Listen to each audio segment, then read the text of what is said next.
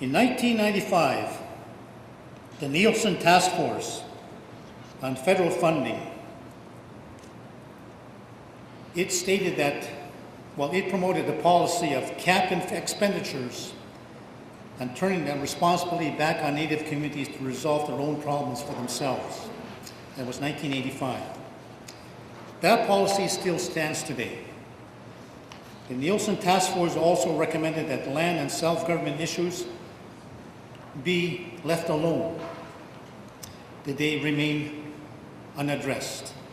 This was known as the Buffalo Jump Policy. And there is a report by Andrew Webster.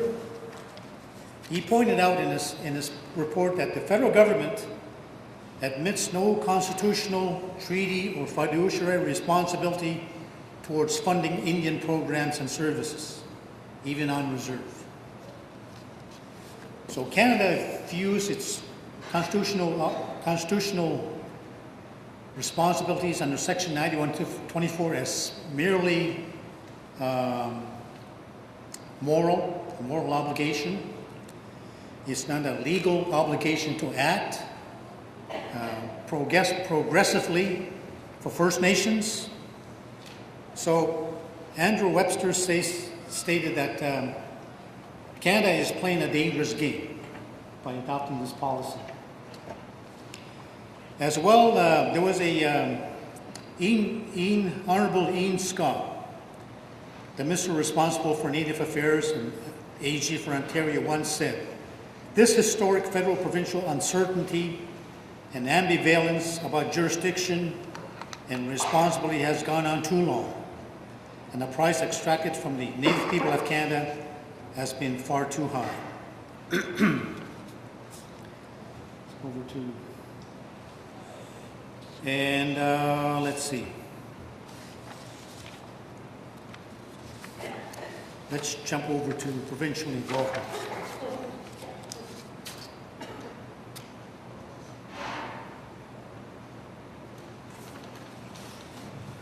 In this modern day concern about Aboriginal governments, the nature of federal-provincial relations, the fairer nature of Canadian federalism, particularly cooperative federalism, the provinces have a key role to play in the evolving relationships with Aboriginal peoples. It is now an accepted proposition that First Nations people are full provincial citizens and as such deserve provincial equal treatment. We all pay provincial taxes like everyone else, except of course on reserve. And in effect, this means that First Nations people are citizens, plus the citizens part is the responsibility of the provinces, and the plus part is the responsibility of the federal government.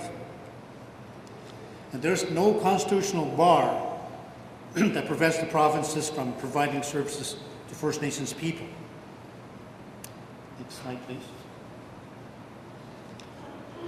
So there's been a long history of provincial involvement.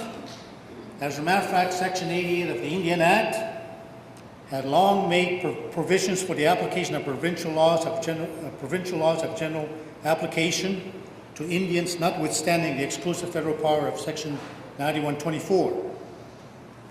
So, and as well, under the Victorian treaties, the provinces are the major beneficiaries, since they gain not only traditional Indian territories for settlement purposes, but all of the natural resources as well.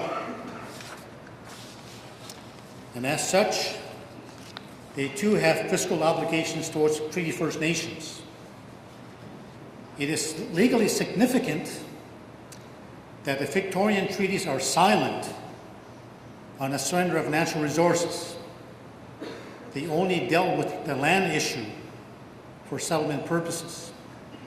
So therefore, trilateral relations are now the norm, rather than bilateral relations between the federal government and Aboriginal peoples. So in conclusion, on slide 25,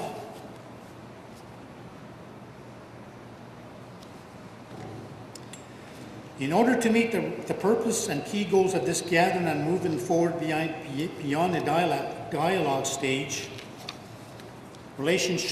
building relationships for shared prosperity, healing, social development, capacity building, improving the quality of life of Aboriginal peoples, creating healthy communities, and fostering meaningful and sustained economic engagement, the following is my wish list. One is the explicit recognition and entrenchment of the inherent right of Aboriginal self-government is required by Canadian democracy and equality to move forward towards the full engagement of Aboriginal peoples in the political and economic life within Canadian society. Secondly, specific land claims must be expeditiously resolved in order to make capital investment dollars available for First Nations communities to enhance economic initiatives and to expand their land base needed for long-term economic stability, sustainability, and eventual economic self-reliance. Thirdly, the historic Victorian treaties must be interpreted and implemented in a modern context to restore not only practical Indian sovereignty, but as a way to restore mutual respect, mutual obligations, and economic sharing according to their original spirit and intent.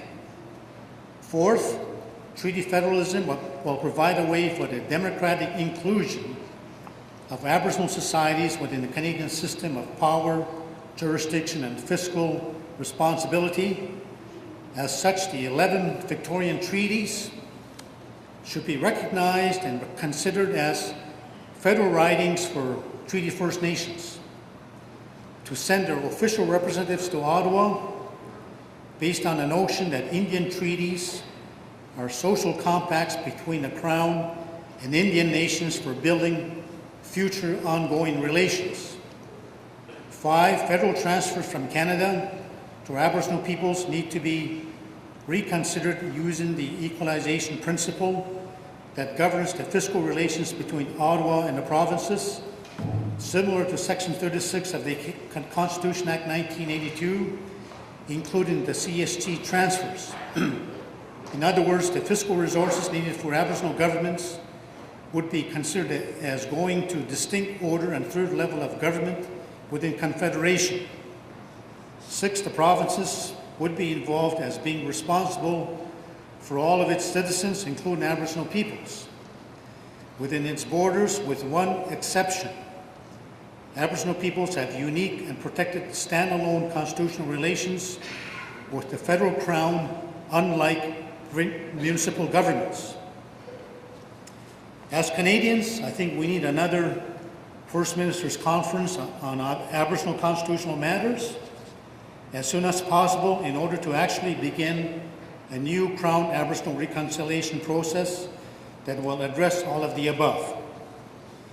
My presentation tonight has been given in the spirit of acknowledging our past in order to understand and focus on the future, so that the quality of life for Aboriginal peoples may be improved, and by so doing may realize their potential to become fully engaged in the economy and political life of Canadian society, according to their values, beliefs, priorities, and constitutionally protected rights. And thank you very much for listening, and thank you for your services.